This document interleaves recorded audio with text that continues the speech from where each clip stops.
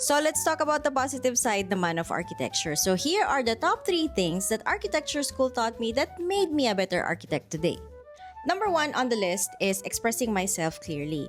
So pag kasi gumagawa kami ng mga design plates and all that, so a big part of that is creating concepts.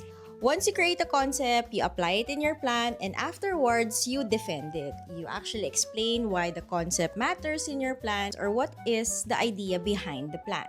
So in those years in studying architecture, it made me more specific and straightforward when it comes to explaining a lot of my ideas. Number 2 on the list is thick-skinned. Yes, pagiging makapal ang mukha. Nakatulong ng malaki yan sa profession ko as an architect. Kasi kung mahiyain ka, walang mangyayari sa'yo. And kung nag-aaral ka ng architecture at mahiyain ka pa rin, well, you will not progress in life because a big part of studying architecture or going through architecture school is collaboration. Kung lagi kang nahihiyang magtanong, you will not learn anything. Or should I say, medyo mabagal yung learning process mo. And I think it's very evident naman kahit sa anong profession na pag mahiyain ka, wala talagang mangyayari sa'yo. So, talagang yung pagiging mahiyain ko before nawala when I was studying architecture. And lastly, top 3 on the list is pagiging well-disciplined and organized.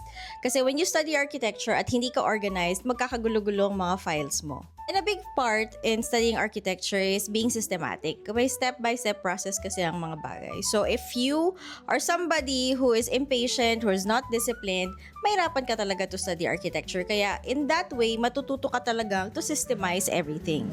So those are mostly based on my personal experience. And I don't know if somebody can or anybody can relate with me, but I'm just telling you na ito yung mga bagay na nakatulong sa akin. Until now, it made me a better person as an architect practicing the profession.